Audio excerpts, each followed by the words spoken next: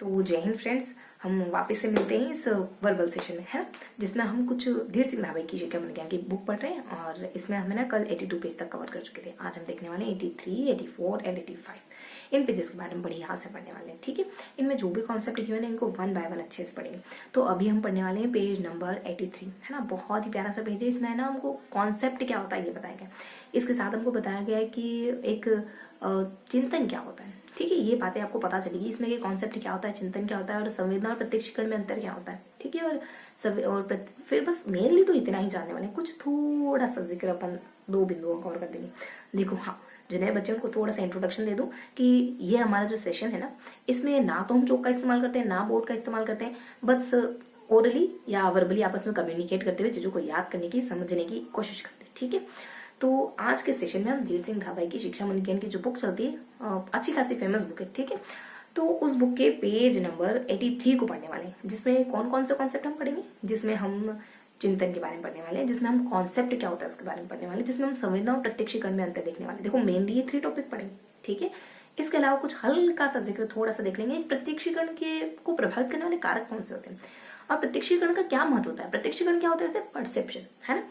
अब देखते हैं अपन इन 3 टॉपिक को, जो है प्रत्यय, जो है चिंतन, जो है संवेदना और प्रत्यक्षीकरण। देखो, प्रत्यय क्या होता है, व्हाट इज कॉन्सेप्ट। कॉन्सेप्ट क्या होता है, कॉन्सेप्ट जब आप चीजें समझ जाते हो ना, उसी को कॉन्सेप्ट कहते हैं। चिंतन जब हम किसी उद्दीपक को या किसी वस्तु को आधार में देखने के बाद जब हम माइंड में एक प्रोसेस चलती है ना हमारे, वही चिंतन कहलाता है। समस्या का समाधान करने के लिए जब हम सोचना समझना करते हैं, है ना, जब हम इस तरीके से करते हैं, है ना, कुछ वो हमारा चिंतन कहलाता है।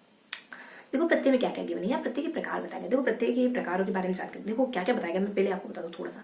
प्रत्यय के प्रकारों को हम पढ़ने वाले हैं और यहाँ पे हम प्रत्यय की विधियां कौन सी होती है, मतलब प्रत्यय सीखने की विधियां कौन सी होती है। उसके बाद थोड़ा सा अपन प्रत्यय के चरणों के बारे में देखेंगे, ठीक है। ये मेन 3 जो है ना कंक्रीट टॉपिक है, जिनको मतलब स्पेसिफाई, ये टॉपिक हमको स्पेसिफाई पता होनी चाहिए कि प्रत्यय के चरण क्या होते हैं, प्रत्यय की विधियां क्या होती है ना, और प्रत्यय के प्रकार कितने होते हैं, ठीक है। उसके बाद कुछ बेसिक से जानकारी, जैसे कि कुछ देख लेंगे थोड़ा सा अपन प्रत्यय की विशेषताएं क्या क्या होती है, ये हल्का सा थोड़ा सा निगाह बढ़ा लेंगे, ठीक है। और प्रत्यय को प्रभावित करने वाले कारक कौन से होते हैं। कॉन्सेप्ट जब बनता है तो उसको प्रभावित करने वाले कारक कौन से होते हैं, और कॉन्सेप्ट जब बनता है तो कौन कौन सी विशेषताएं अपने आप में रखता है। जब हम कोई चीज सीखते हैं तो उसमें कौन कौन सी विशेषताएं आती है, ये तो जनरल सी बात है ना। इस पे तो सिर्फ निगाह बढ़ डालें। 3 जो एकदम कंक्रीट चीज है ना, इसके चरण, इसकी विधियां और एक इसके प्रकार, ये बहुत ज्यादा इंपॉर्टेंट है। इन पे ज्यादा निगाह डालेंगे और थोड़ा सा एक बिंदु इसकी परिभाषाओं को लेकर भी देखेंगे। हालांकि वो भी कंक्रीट ही होती है, कुछ 3-4 विद्वानों ने परिभाषा दी है, वो देखेंगे। तो मेनली देखें ना तो 4 बिंदु बहुत ज्यादा इंपॉर्टेंट है। इसकी परिभाषा हो जाती है ना। तो इस तरीके से हम पेज वाइज, देखो इस पेज में कुछ इस तरफ और इस तरफ 2 पोर्शन किए गए ना। तो फर्स्ट पोर्शन में हमको प्रत्यय क्लियर कर दिया गया और सामने वाले पोर्शन में हमको चिंतन क्लियर कर दिया गया। चिंतन में बेसिकली 2 ही चीजें पढ़नी है यहाँ पे, परिभाषाएं और चिंतन की विशेषताएं, ठीक है। तो हल्का सा परिभाषाओं पर निगाह डालेंगे और चिंतन की विशेषताओं पर निगाह डालेंगे। देखो, हाँ, कुछ इस तरीके से पढ़ने वाला है। थोड़ा सा मैं चिंतन पे आऊँ ना, ये तो मैंने आपके सामने इसकी बात कर ली, अपने प्रत्यय की, है ना, कॉन्सेप्ट की बात कर लेना कि 4 पॉइंट एकदम कंक्रीट पढ़ने वाले हैं। जैसे इसकी परिभाषा हो जाती है ना, और इसके चरणों के बाद देखो 3 पॉइंट तो बेसिकली बढ़िया से दिए इसमें। और ये जो चौथा पॉइंट है ना, परिभाषा, इधर उधर बिखरा वो पॉइंट था, और समेट के मैंने आपको चौथा करके बताया कि परिभाषा भी हमको कंक्रीट पढ़नी है।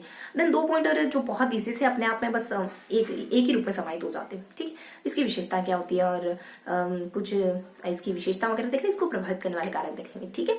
तो इस तरीके से हम मोटा मोटी 6 बिंदुओं को पढ़ने वाले हैं, जिसमें से 2 बिंदु तो बहुत हल्के हल्के से और 4 बिंदु बहुत कंक्रीट है, जिनको पढ़ने की जरूरत है, ठीक है। इस तरफ आए ना, खाका बना दी, इस तरफ आए हम सामने की तरफ, जो कि है हमारा एक चिंतन।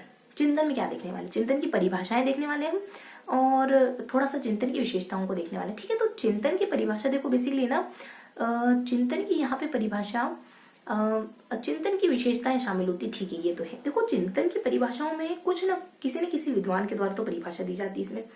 देखो, परिभाषा कुछ बढ़िया सी, देखो जैसे याद आता है ना आपको बता दी हूँ। परिभाषा है और उसके बाद विशेषताएं। विशेषता तो बहुत बेसिक विशेषताएं होती है, कुछ एक आध इक्का दुक्का परिभाषा भी होगी, ठीक है। वो थोड़ा सा भी स्लिप हो रहा है, जैसे याद आता है आपको बताती हूँ, ठीक है। और ये वाला पोर्शन कंप्लीट हुआ, ये वाला पोर्शन कंप्लीट हुआ। खाका बनाना, यहाँ पे हम 6 बिंदु देखने वाले, जिसमें 4 बहुत ज्यादा कंक्रीट है, ठीक है। और यहाँ पे हम 2 बिंदु देखने वाले, जिसमें से एक ही कंक्रीट बिंदु है, जिसका नाम है परिभाषा, ठीक है। अब ऊपर जस्ट हम ऊपर देखने वाले संवेदना और प्रत्यक्षीकरण में अंतर। बेसिकली यहाँ पे ना 6 अंतर बताएंगे, तो दो करके हम पढ़ लेंगे, ठीक है। तो 6 अंतरों को अच्छे से डिफाइन किया गया, ओके। देन थोड़ा सा इस अंतर के ऊपर हल्का सा जिक्र पहले वाले सेशन का भी है, ठीक है। पेज बता रही हूँ आपको, हल्का सा जिक्र किया गया है इसमें 2 पॉइंट का। जैसे प्रत्यक्षीकरण के क्या महत्व हो सकते हैं, बहुत ज्यादा इंपॉर्टेंट नहीं है। प्रत्यक्षीकरण से क्या महत्व, मतलब प्रत्यक्षीकरण क्या इंपॉर्टेंस रखता है स्टूडेंट की लाइफ में, परसेप्शन क्या इंपॉर्टेंस रखता है, इसके बारे में देखना है। बहुत हल्के हल्के से पॉइंट है। इसके साथ हम थोड़ा सा देखेंगे कि परसेप्शन को प्रभावित करने, और जो परसेप्शन होता है ये कितने टाइप का हो सकता है, इसको प्रभावित करने वाले कारक कितने टाइप के हो सकते हैं, व्यक्तिगत हो सकते हैं, सामाजिक हो सकते हैं। जब भी आपका परसेप्शन बनता है तो उसके पीछे आपके व्यक्तिगत कारक काम कर रहे होते हैं, सोशल कारक भी काम कर रहे होते हैं, ठीक है। तो इस तरीके से मोटा मोटी अपन देखने वाले। तो फटाफट से अब इनको पढ़ना शुरू करते हैं। देखो प्रत्येक ये सबसे पहले प्रकार देख लेते हैं। प्रत्येक 4 तरीके होते हैं, स्वाभाविक, कृत्रिम और सरल, जटिल, बस दैट्स ऑल। देखो स्वाभाविक कौन से होते हैं, जो आसानी से आप डिफाइन कर सकते हो, जैसे वर्ग की परिभाषा बताओ, ठीक है। जो अस्वाभाविक कौन से होते हैं, जिसको आप परिभाषित नहीं कर सकते, कपड़ा, मकान, क्या कहोगे, है ना। कोई मकान की परिभाषा कुछ देगा तो कोई कुछ देगा, कोई घर के सदस्यों को इंपॉर्टेंस देगा तो कोई 4 दीवारी को, सामानों को महत्व देगा, ठीक है। सरल और कठिन भी होते हैं। देखो सरल तो बहुत सरल से होते हैं, जैसे लाल काला पीला, इनका एक ही पहलू है ना, कि ये लाल काला पीला एक ही तो है, और क्या कहोगे, क्या चोकोर होता है कलर, ऐसा कहोगे क्या, नहीं ना। तो इस तरीके से कुछ सरल से होते हैं। और जटिल कौन से होते हैं, देखो जटिल वो होते हैं जिसमें एक से अधिक कॉन्सेप्ट होता है। इसको भी इंटरनली 4-5 भागों में बांटा गया, लेकिन डजेंट मैटर, इतना नहीं, बहुत ज्यादा डेप्थ में नहीं जाना है, अपने को मोटा मोटी समझने की कोशिश करनी है। अगर हल्का सा मैं आपके सामने जिक्र करूँ ना उनका, तो कुछ बिंबात्मक है, और प्रति कुछ है ना, बिंब करके कुछ है, इसको है ना हम प्रतिद्वंदात्मक है, और कुछ द्वंदात्मक है, और समुच्चय है, और संबंध वगैरह है, और विभेदक वगैरह, ये 5 है। भले ही इनके जटिल जटिल प्रत्यय के प्रकार, लेकिन इतना इनको ध्यान देना नहीं, बस एक बार थोड़ा सा हल्का सा जिक्र कर दिया, है ना, कभी आए तो एलिमिनेट कर पाए हम एमसीक्यूज में, ठीक है। तो थोड़ा सा संबंध, और एक संबंध है और समुच्चय बोधक है, ठीक है, और एक कुछ द्वंदात्मक और प्रतिद्वंदात्मक, और लास्ट में विभेद करके थोड़ा सा ध्यान रखेंगे, बस कहीं माइंड में कहीं स्टोर कर लेंगे हल्का सा, ठीक है। ये हमने प्रकार देख ली। प्रकारों के बाद थोड़ा सा जिक्र कर लेते हैं कि इसकी विधियां कौन सी होती है। देखो विधियां तो 2 बताई, ज्यादा इनको डिस्क्राइब नहीं किया है, खाली विधियां बता दी। एक तो होती चयन विधि, एक होती ग्रहण विधि। अब कैसे क्यों, ये सब सवालों का जवाब देखो मुझे भी नहीं पता और बुक में भी नहीं गिवन। एक तो ग्रहण करना, एक चयन विधि। कभी आए ना कि प्रत्येक विधियां कौन सी होती है, तो ग्रहण करना, चयन करना, बस 2 विधियां होती, और कोई विधि नहीं, तीसरी कोई विधि है नहीं इसकी, ठीक है। इसके बाद हम जाने ना, तो अब इसके कुछ इसके चरण कौन कौन से हो सकते हैं। इसके ऐसे कौन से चरण है जो हम संप्रति के चरण कह सकते हैं। देखो है ना, संप्रति के चरण होते हैं, आप किसी चीज का निरीक्षण करते हो, फिर लास्ट में जनरलाइज कर लेते हो, और उसको परिभाषा में कन्वर्ट कर देते हो। बीच में आप तुलना करना, पृथक करना, ये सारा काम करते हो, है ना। तो देखो किसी चीज को हम क्या करते हैं, देखते हैं ध्यान से, ठीक है। उसके बाद हम कुछ ना कुछ जनरलाइज करते हैं कि ये जानवरों के नाम है, ये किताबों के नाम है, ये इमारतों के नाम है, सब एक साथ लिखे होते हैं। आपने निरीक्षण करा, ये सब बीच में बहुत सारी प्रोसेस हुई, आपने दिमाग लगाया, कुछ कुछ करा, लेकिन लास्ट में आपने जनरलाइज तो कर लिया ना। जनरलाइज करने के बाद आप परिभाषा वगैरह दे लेते हो, मतलब परिभाषा वगैरह दे लेते हो, मतलब कॉन्सेप्ट वगैरह बन जाता है। कुल मिला के आप जनरलाइज करने के बाद उस कंडीशन में आ जाते हो कि आप परिभाषित कर पाओ उन चीजों को, है ना। तो जनरलाइज करना, और लास्ट में कुछ जनरलाइज करना, सामान्यीकरण करना, और फिर परिभाषा देना। हाँ, मतलब हम उस स्टेज में आ जाते हैं कि हम परिभाषा दे पाए। इसके बीच में थोड़ी थोड़ी क्रियाएं होती है, जैसे तुलना, पृथक्करण, बहुत सारे हम दिमाग दौड़ाते हैं ना उनको देख करके कुछ कंक्लूजन निकालने के लिए, सामान्य जनरलाइज करने के लिए। तो तुलना करना, पृथक्करण करना, ये सही बातें बीच में आती है। तो देखो हम चरण देखें तो इस तरीके से 5 चरण हो गए। चीजों का निरीक्षण करना, लास्ट में हम जनरलाइज कर लेते हैं और परिभाषा दे लेते हैं, बीच में वही अपनी तुलना करना और पृथक करना। इस तरीके से हमारे 5 चरण हो जाते हैं इसके। तो 3 कंक्रीट पॉइंट हमारे क्लियर हो चुके हैं। एक लास्ट कंक्रीट पॉइंट इसमें बच जाता है परिभाषा, जो किसने दी, बीवी ने दी, बेरोन ने दी है, और कुछ एक वी से हमारे वुडवर्थ महोदय आ जाते हैं, और एक बोरिंग आ जाता है, बेरोन, बीवी, बोरिंग, ठीक है। बहरी, बोरिंग और पैसे वाली बीवी। देखो थोड़ा अटपट आए, लेकिन ध्यान रहेगा। देखो अटपट चीजें ज्यादा ध्यान दी। एक पैसे वाला है, और एक बोरिंग है, बहरी है, और पैसे वाली बीवी, ठीक है। तो मतलब कि देखो दिव्यांगता में ऐसा कुछ है नहीं, जिसको मतलब मैं एज ए फन नहीं ले रही हूँ ना, बस चीजों को याद करने के लिए, बहुत ज्यादा अदरवाइज नहीं लेना है, ठीक है। तो अब हम देखते हैं। देखो बोरिंग कहते हैं, बेरोन कहता है कि एक मानसिक श्रेणी है, ठीक है। मान लो जो डेफ लोग है ना, वो सब एक कतार में खड़े, श्रेणी में खड़े, ठीक है, तो मानसिक श्रेणी। उसके बाद बोरिंग कह देता है कि ये है ना मानसिक प्रतिमा है। बोरिंग, आपके सामने किसी ने कहा रिंग, तो आपके दिमाग में एक इमेज बनी डायमंड रिंग, है ना। कोई सोने की नहीं, चांदी की नहीं, सीधा डायमंड रिंग आपके दिमाग में इमेज बनी, ठीक है। तो क्या इमेज बनी, डायमंड की रिंग की। सगाई की रिंग लाने का ना, तो सीधा डायमंड रिंग की। देखो समय हाँ ठीक ठाक हुआ है, ज्यादा नहीं हुआ, ठीक है। तो आपकी सगाई की रिंग का जिक्र हुआ ना, तो डायमंड की रिंग की इमेज बनी आपके, है ना। भले सामने वाला फटियाल हो जाए, लेकिन डायमंड की रिंग चाहिए आपको, ठीक। तो मानसिक प्रतिमा इन्होंने कहा। और उसके बाद वुडवर्थ क्या कहते हैं, वुडवर्थ कहते हैं हमारे कुछ के हाँ देखो वुडवर्थ यानी क्या होता है, पैसे, मनी। तो इसका थोड़ा सा अपन लिंक निकालेंगे। पैसे से होने से कुछ नहीं होता, क्वालिटी होनी चाहिए। मतलब आप में गुण भी होने चाहिए, गुणवान मतलब कैरेक्टरिस्टिक, आपकी कुछ चारित्रिक विशेषताएं ऐसी होनी चाहिए जिससे आप जाने जाओ, है ना। खाली पैसे होने से थोड़ी ना बात बनेगी क्या, है ना। पैसे तो कैसे भी कमाए जा सकते हैं, कहते हैं ना कि प्रसिद्ध तो दो तरीके से हो सकती है, एक कुख्यात हो जाओ या फिर विख्यात हो जाओ, तब दोनों ही कंडीशन में आपको लोग जानेंगे। लेकिन किस तरीके से आप चाहते हो कि आपको जाना चाहे, कुख्यात तरीके से या फिर विख्यात तरीके से। जनरली विख्यात ही कहेंगे हम सब, है ना। तो पैसे कमाना कोई बड़ी बात नहीं, आपने पाथ क्या चुना वो भी मायने रखता है। देखो गांधी जी कहते हैं कि सिर्फ साध्य मायने नहीं रखता है, साधन भी मायने रखता है। आपने मंजिल को पाने के लिए रास्ता कौन सा चुना है ना, सड़क कौन सी चुनी, वो भी मायने रखती है, ठीक है। तो इस तरीके से उद्धव कहते हैं कि सिर्फ ये क्या होता है कि गुण होते हैं, जो बहुत सारी वस्तुएं होती है ना, उनको आप मतलब गुणों में बांटने के सक्षम हो जाते हो, बांटने के योग्य हो जाते हो प्रत्यय वाले कॉन्सेप्ट में, ठीक है। तो इस तरीके से हमने जो कंक्रीट चीजें थी वो सारी जान ली। जैसे कि इसके हमने प्रकार वगैरह जान ली, वो 4 प्रकार है ना, प्रकार वगैरह जान ली, इसकी कौन कौन सी विधियां वगैरह होती है वो जान ली हमने, और इसके कौन कौन से चरण होते हैं वो जान लिया हमने, इसकी परिभाषा भी जान ली हमने। अब थोड़ा सा देख लेते हैं इसके बारे में कि इसको प्रभावित करने वाले कारक क्या होते हैं। देखो बहुत सारी चीजें प्रभावित करती है। जब आप कॉन्सेप्ट पढ़ रहे हो, चीजों को समझ रहे हो, तो कौन कौन सी चीजें प्रभावित करेगी आपको, बहुत सी चीजें प्रभावित करेगी। जैसे कि इसको अपन थोड़ा सा कैटेगराइज करें तो एस एंड कह देंगे, और बाकी बची हुई चीजें भी। देखो एस ऐसे कह देंगे संगत, है ना। संगत मतलब कि आपने कभी संगत करके कुछ आता है, हो सकता है कभी आपने संगत यानी उससे आप अटैच हुए हो, जो पढ़ रहे हो उससे पहले कभी अटैच हुए, संगत करके एक शब्द आता है, ये ध्यान रखेंगे। संगत वगैरह हो जाता है, स्वरूप वगैरह हो जाता है, मतलब वो कठिन तो नहीं है बहुत ज्यादा, स्वरूप वगैरह हो जाता है, संगत वगैरह हो जाता है। देन फिर कुछ स्पष्ट करके कुछ मतलब स्पष्टता हो जाती है, मतलब आप उस सब्जेक्ट को लेकर स्पष्ट होके नहीं हो, है ना। मतलब बहुत ज्यादा तो नहीं देखना, लेकिन मैं हल्का हल्का सा आपको बता रही हूँ ना कि इसको ध्यान रखेंगे। एन से नियम का स्वरूप बहुत ज्यादा कठिन तो नहीं है नियम, ठीक है। और एक है निर्देशात्मक वृत्ति, आपको कोई पढ़ा रहा है तो ऑर्डर देने के तरीके से पढ़ा रहा है तो आप ध्यान नहीं दोगे। इसके अलावा कुछ हल्का हल्का ध्यान रखना, जैसे कि स्थानांतरण भी, हाँ ऐसे स्थानांतरण भी ध्यान रखेंगे ना। और मतलब स्थानांतरण आपने कहीं दूसरी जगह सीखा था और आपने यहाँ पे अप्लाई कर दिया, एक स्थान पे सीखा और दूसरे स्थान पर अप्लाई कर रहे हो, तो ये चीज भी आपको कॉन्सेप्ट बनाने में हेल्प करेगी, ठीक है। तो इस तरीके की चीजें। और संगत मतलब आपने कहीं पहले देखा था और फिर यहाँ पे अगर आपको वैसी ही चीज मिलेगी तो भी आपको कॉन्सेप्ट जल्दी क्लियर हो जाएगा, ठीक है। तो ये ऐसे कुछ एक दो और बात थी ऐसे, लेकिन स्थानांतरण तो फाइनली है। और कुछ एक दो और बातें थी थोड़ी ऐसी ही थी जिसको हम इजी वन समझ सकते हैं, ठीक है। और कुछ हाँ स्पष्टता भी, ठीक है ऐसे।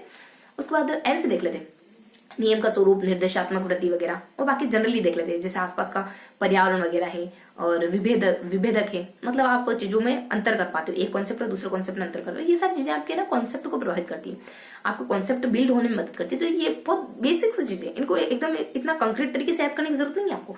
जैसे आपको पर्यावरण हो गया, चीजों का स्थानांतरण करना हो गया, चीजों को विभेद करने की आपकी क्षमता हो गई, योग्यता हो गई, ठीक है। और उसके बाद आपके संगत हो गया, है ना, और संगत करके एक शब्द आएगा, इससे संगत वगैरह हल्का सा ध्यान रखेंगे। और नियम का स्वरूप कैसा है, ये भी आपके संप्रत्यय बंधे को प्रभावित करेगा। और नियमों के स्वरूप के बाद निर्देशात्मक वृत्ति नियम इसको प्रभावित करेगी आपके कॉन्सेप्ट को बनने को, ठीक है। तो ये थोड़े बेसिक से थोड़ा सा सुन भर लेना इनको, ठीक है। अब सामने थोड़ा सा और गिवन है, हल्का सा पॉइंट जिस पर भी हमको सिर्फ निगाह डालने की जरूरत है कि जो प्रत्यय होता है, ये हमने प्रत्यय के कारक देख ली, हल्का हल्का सा देखा ना, बिल्कुल हल्का हल्का सा। प्रत्यय के कारक, प्रत्यय की विशेषता क्या होती है, देखो जब कॉन्सेप्ट बनता है तो कॉन्सेप्ट की क्या क्या विशेषता हो सकती है। तो देखो प्रत्यय की विशेषता हो सकती है कि यह ना हर व्यक्ति में अलग अलग होता है प्रत्यय कॉन्सेप्ट एक्चुअली। और कुछ है ना प्रत्यय की क्या विशेषता हो सकती है। देखो प्रत्यय में हम कह सकते हैं कि जो बेसिकली प्रत्यय होता है ना, ये क्या क्या विशेषताएं रखता है। व्यक्तिगत, हर व्यक्ति का अलग होता है प्रत्यय, ये तो है कि हर व्यक्ति अलग अलग कॉन्सेप्ट बनाता है। और प्रत्यय में क्या हो सकता है, और देखो हर व्यक्ति का कॉन्सेप्ट अलग अलग होता है। ये दोनों जो पॉइंट है ना हमारे प्रत्यय और प्रत्यय को प्रभावित करने वाले कारक, ये ना बहुत जनरल है। मेरे को सिर्फ एक बार थोड़ा सा सुन भर लेना है ना। और मेरे को देखो मैं कोशिश करती हूँ कि प्रत्यय में क्या हो सकता है। देखो कॉन्सेप्ट जो होता है वो हर व्यक्ति का अलग अलग होता है, कॉन्सेप्ट से हमको चीजें क्लियर हो जाती है, ज्ञान हो जाता है, इस तरीके से बताया गया था। और देखो जो कंक्रीट बिंदु थे, तो ये था कि हर व्यक्ति का कॉन्सेप्ट अलग होता है, हाँ एक तो ये बात थी। और इसमें कहते हैं कि शुरुआत में कॉन्सेप्ट क्लियर नहीं होता है, अस्पष्ट होता है, धीरे धीरे बाद में जाके क्लियर हो जाता है, ठीक है। एक ये बात ध्यान रखेंगे। और प्रत्यय में बताया जाता है कि प्रत्यय से आप चीजों की विशेषताएं बता पाते हो, है ना, प्रत्यय से आपको ज्ञान मिल जाता है। और हर व्यक्ति का अलग होता है, ठीक है, ये हमने देख लिया। ज्ञान वगैरह मिल जाता है इससे आपको। शुरुआत में अस्पष्ट होता है प्रत्यय, इतना क्लियर नहीं होता है ना। और कुछ और बता देते हैं कि प्रत्यय है ना, और क्या हो सकता है। देखो ये ध्यान रखेंगे, हर व्यक्ति का अलग होता है, इसमें कुछ कुछ विशेषता होती है, ये ध्यान रखेंगे। मतलब चीजों की विशेषता बताने की कंडीशन में आ जाए तो ये ध्यान रखेंगे, ठीक है। और फिर है ना प्रत्यय में कहते हैं कि ये शुरुआत में स्पष्ट होता है। तो दो ही बातें ध्यान रखेंगे, ठीक है। शुरुआत में स्पष्ट होता है, हर व्यक्ति का अलग अलग कॉन्सेप्ट होता है। एक पॉइंट और 1 और 2 पॉइंट और मुझे ऐसा लग रहा है कि बहुत ज्यादा इंपॉर्टेंट पॉइंट 1-2 और पॉइंट हो सकते हैं, ठीक है। तो मतलब हल्का हल्का से बहुत इजी गोइंग है। अगर कॉन्सेप्ट समझ आएगा ना तो ये बातें भी अच्छे से समझ आ जाएगी, कुछ खास विशेष है नहीं वैसे। तो अब देख लेंगे, ये प्रत्येक क्लियर हुआ सारा सारा। अब सामने की तरफ आ जाओ। अब देखने वाले हैं हम चिंतन के बारे में। देखो चिंतन की विशेषताएं देखेंगे। चिंतन किसी भी समस्या से शुरू होगा, चलेगा कहां तक, जब तक आपके लक्ष्य की प्राप्ति ना हो जाए। तो समस्या से शुरू होता है, लक्ष्य प्राप्ति तक चलता रहता है। और चिंतन में देखिए क्या क्या शामिल है, प्रतिमा है और प्रतीक वगैरह हैं और संप्रत्यय वगैरह हैं, ये सारी चीजें इसमें चिंतन में शामिल होती। और चिंतन में और क्या शामिल होता है, आपके पूर्व अनुभव शामिल होते हैं। चिंतन के तत्व क्या होते हैं, चिंतन का तत्व समस्या समाधान, निर्णय है, ये सारे चिंतन के तत्व होते हैं। और पता है चिंतन एक मानसिक प्रक्रिया करके कहते हैं कि चिंतन एक आंतरिक प्रक्रिया है, बाहर नहीं दिखाई देती चिंतन, है ना। तो मानसिक प्रक्रिया, और कैसे मानसिक प्रक्रिया, आंतरिक मानसिक प्रक्रिया। तो ये कुछ बेसिक से विशेषता है चिंतन की। परिभाषा देखो चिंतन की, तो परिभाषा ना 1-2 व्यक्ति ने दी है, किसी व्यक्ति विशेष ने। चिंतन की क्या परिभाषा हो सकती है भाई, कि चिंतन हमको यहाँ हम बीवी से देख लेंगे और इधर एक तो कुछ न कुछ तो है भाई इधर। तो सामने की तरफ हमारे चलो कुछ एक तो परिभाषा होगी, जैसे मेरे को याद आता बताती हूँ। अब देखो संवेदना प्रत्यक्षीकरण में तो बिल्कुल यूं है। देखो संवेदना ज्ञान की पहली सीढ़ी होती है और ये हमारे ज्ञान की तीसरी सीढ़ी होती है। और इसमें चीजें ना आपको स्पष्ट होती है। ज्ञान की पहली सीढ़ी से ज्यादा स्पष्ट होती नहीं इसमें चीजें, और इसमें चीजें आपको स्पष्ट हो जाती हैं। और फिर कह देते हैं कि इसमें ना ये प्रारंभिक स्तर ही होता है संवेदना। तो आपका चीजों के साथ सामान्य परिचय ही होता है बस। और ये ना बेसिकली ज्ञान का एक जटिल स्तर होता है। ये मतलब सरल मानसिक प्रक्रिया होती है, इस वजह से आप चीजों से सिर्फ परिचय हो पाते हो, जो भी चीजें सीखते हो। यहाँ पे ये जटिल मानसिक प्रक्रिया होती है ना प्रत्यक्षीकरण, इस वजह से आप चीजों को अच्छे से समझ जाते हो इसमें, ठीक है। और फिर कह देते हैं कि इसमें गत अनुभव शामिल नहीं होते ना संवेदना में, इस वजह से ये अप्रत्यक्ष होता है, अस्पष्ट होता है। जबकि इसमें गत अनुभव शामिल होते हैं प्रत्यक्षीकरण में, तो ये बहुत ज्यादा स्पष्ट होता है। तो इस तरीके से हमने मोटा मोटी ना 6 विशेषताएं देखी, दो करके, ठीक है। तो देखो इसमें कुछ ये ज्ञान, ये ना हम इसमें निष्क्रिय हो गए। देखो 6 कौन कौन से, थोड़ा सा इसको स्पेसिफाई करते हैं, क्योंकि हम निष्क्रिय होकर ज्ञान सीख रहे हैं यहाँ पे। तो इस वजह से हमारा निष्क्रिय होकर ज्ञान सीखते हैं ना, तो ये ज्ञान की पहली सीढ़ी, इस वजह से हम ज्यादा सक्रिय होते नहीं इस पे, ठीक है। तो पहली सीढ़ी में ज्यादा सक्रिय होते नहीं, फर्स्ट बिंदु है हमारा। देन फिर कहते हैं कि सेकंड में इसमें कहते हैं कि ये मानसिक स्तर है, ये एक आप है ना, ये पहला मतलब सरल सा मानसिक स्तर है। तो इस वजह से खाली चीजों से परिचित हो जाते, पहली सीढ़ी है, बहुत ज्यादा सरल है ये, इस वजह से चीजों से खाली परिचय हो पाओगे। और ज्ञान भी कुछ अस्पष्ट होगा आपको, मतलब कुछ स्पष्ट ज्ञान नहीं होगा, है ना, क्योंकि गत अनुभव शामिल ही नहीं किए। तो ये बहुत हल्का है, बहुत हल्का स्तर है, पहली सीढ़ी कह दो। फिर कह दो कि ये तो बहुत सरल सा मानसिक कॉन्सेप्ट है ना। फिर कह दो कि इसमें तो ये बहुत गत अनुभव शामिल, ये इसमें चीजें अस्पष्ट होती है, गत अनुभव शामिल ही नहीं है। बस ये सारा जस्ट विपरीत कर दो प्रत्यक्षीकरण में, ये तीसरी सीढ़ी है और ये जटिल प्रक्रिया है ना। तो चीजें भी बिल्कुल स्पष्ट हो जाती है आपको। और ये बिल्कुल स्पष्ट होता है क्योंकि इसमें गत अनुभव शामिल, ये अंदर हो जाते हैं। तो इस तरीके से हमने पूरा कॉन्सेप्ट अच्छे से पढ़ लिया, ठीक है। इसके ऊपर देखो मैंने कहा था ना कि एक महत्व बताते हैं, एक और हल्का सा। देखो 5 बार रिवाइज करेंगे, बस हो गया है, 1-2 बार और हल्का से रिवाइज करने वाले हैं। फर्स्ट बार अच्छे से याद हो गया ना, अब कोई लोड नहीं। तो अब ऊपर थोड़ा सा महत्व देख लेते हैं और थोड़ा सा इनको चिंतन में प्रयोग करने वाले कारक कौन से होते हैं। और ये अपने प्रत्यक्षीकरण का टॉपिक भी देखा था ना, हल्का सा है थोड़ा सा, इसके प्रत्यक्षीकरण के क्या महत्व होते हैं। और यहाँ पे हम थोड़ा सा देखने वाले कि प्रत्यक्षीकरण को प्रयोग करने वाले कारक देखो 2 होते हैं, व्यक्तिगत या सामाजिक। व्यक्तिगत कारकों में वही प्रत्यक्षीकरण में आपकी मतलब मनोवृत्ति है, ये सब आपका मूड वगैरह है, व्यक्तिगत भिन्नता वगैरह, ये जो भी व्यक्तिगत कारक होते हैं, हमारा पर्सनल रुचि है, इंटरेस्ट है, ये सब। और सामाजिक कारक, सामाजिक प्रथाएं वगैरह। और इसमें क्या होता है कि एक तो आपकी स्मृति तेज होती है इसमें, और आपकी ध्यान करने की पावर बढ़ती है प्रत्यक्षीकरण के कारण। बाकी आपको नॉलेज हो जाता है चीजों का, ये इसका महत्व है। आपकी अटेंशन पावर बढ़ेगी, आपकी मेमोरी फास्ट होगी, ठीक है। बाकी आप चीजों को अच्छे से समझ ले तो ये तो यही सही। परसेप्शन क्या होता है, चीजों को समझना, लेकिन ये 2 बातें थोड़ी कंक्रीट, थोड़ा इस वजह से ध्यान रखिए। तो ये हमारा पूरा पेज कंप्लीट हो गया, फर्स्ट बार रिवाइज कर लिया। अब बाकी फटाफट से इसको खत्म करते हैं। देखो हमने क्या जाना, हम बेसिकली ना इसमें 1-2 कॉन्सेप्ट पढ़ने वाले हैं। कौन कौन से कॉन्सेप्ट देखेंगे, देखो अब 5 बार रिवाइज करेंगे तो 2-2, 3-3 मिनट के अंदर रिवाइज करेंगे, बस आपको याद हो गया ना। अब कोई लोड नहीं, अब बढ़िया से याद करना है, बस साथ के साथ मेरे साथ दोहराते चलो। इधर पढ़ने वाले हैं हम इस चिंतन, यहाँ चिंतन के बारे में पढ़ेंगे, तो यहाँ प्रत्येक बार कॉन्सेप्ट क्या होता है। कॉन्सेप्ट 4 तरीके के हो सकते हैं, सरल हो सकता है, जटिल हो सकता है, स्वाभाविक हो सकता है, कृत्रिम हो सकता है, ठीक है, इस तरीके से 4 कॉन्सेप्ट हो सकते हैं भाई। और ये हमने कॉन्सेप्ट के प्रत्यय के प्रकार वगैरह के बारे में जान लिया। प्रत्यय की विधियां होती है, एक तो चयन हो जाती है, एक ग्रहण विधि हो जाती है, चरण हो जाती है, जिसमें हम 5 चरण देते हैं बहुत ही ईजी से। ठीक है, 5 चरणों में हम कह देते हैं कि हमारा सबसे पहले हमारा निरीक्षण करना हो जाता है और सामान्यकरण करके हम परिभाषा देते हैं, बीच में तुलना और पृथकीकरण होता रहता है भाई साहब, हमको उससे कोई मतलब है नहीं। तो ये हमने तीन बातें देख ली। चौथी परिभाषा थी, जो हमारी बीवी आती है परिभाषा, तो बेरोन आता है जो मानसिक श्रेणी में खड़े होते हैं, बोरिंग आ जाते हैं तो मानसिक प्रतिमा बन जाती है, और वुडवर्थ आ जाते हैं तो गुण आ जाते हैं। ये चारों चीजें हमें क्लियर हो गई। तो मैंने कहा था 2 चीजें बहुत ज्यादा हल्की हल्की, उसमें ज्यादा ध्यान देना नहीं हमको। ठीक है, हल्की हल्की सी मतलब इसको प्रभावित करने वाले कारक कौन कौन से, तो बहुत सारी चीजें। कॉन्सेप्ट बनता है तो वातावरण प्रभावित करता है, नियम का स्वरूप कैसा है ये बात प्रभावित करती है, स्थानांतरण कर पा रहे हो नहीं कर पा रहे हो चीजों का ये प्रभावित करता है, कभी और कभी विभेद करना प्रभावित करता है, आपका स्पष्टता प्रभावित करती है। ये तो बहुत बेसिक। और इसके बाद थोड़ा सा देख लेंगे कि इसको प्रभावित करने वाले कारक जाने हमने, इसकी क्या क्या विशेषताएं होती है, किसकी प्रत्येक की क्या विशेषता। देखो हर व्यक्ति का कॉन्सेप्ट अलग अलग होता है। शुरुआत में कॉन्सेप्ट बहुत ज्यादा स्पष्ट नहीं होता है हमारे सामने, और जो कॉन्सेप्ट होता है ना बेसिकली ये चीजों को हमको समझने में मदद करता है, तो बाद में स्पष्ट होता जाता है, चीजों को हमको समझने में मदद करता है। ठीक है, तो ये हमारे कॉन्सेप्ट के बारे में जो 2 पॉइंट बहुत हल्के थे वो जान लिए। अब देखो यहाँ आ जाते हैं अपन सामने हमारे चिंतन में देखो विशेषताएं होती है कुछ कुछ। शुरू होता है समस्या से, चलता रहता है जहां तक आपका लक्ष्य प्राप्त नहीं हो जाए आपको। ठीक है, तो ये चिंतन की विशेषताएं होती है। और चिंतन में क्या क्या चीजें, प्रतिमा है, प्रतीक है, ये सारी चीजें चिंतन में शामिल होती है, पुराने अनुभव भी चिंतन में शामिल होते हैं। तीसरा कहते थे कि मानसिक प्रक्रिया पर ऐसी मानसिक प्रक्रिया जो बाहर से कतई दिखाई नहीं देगी, तो ये विशेषता हो जाती है। देखो 1 से 2 मुझे लग रहा है कि परिभाषा भी आती है, तो उसको थोड़ा सा स्किप करेंगे। हो गया कंप्लीट। इधर वाला पोर्शन 4 बिंदु, इधर वाला सिर्फ 1 बिंदु था हमारा परिभाषा, जो कि अभी स्किप रहा है। मुझे याद तो आएगा ऐसा, तो मुझे यकीन है कि कुछ हल्का सा परिभाषा है चिंतन की, कुछ बढ़िया सी परिभाषा देखी। अब दोनों में अंतर जान लेते हैं।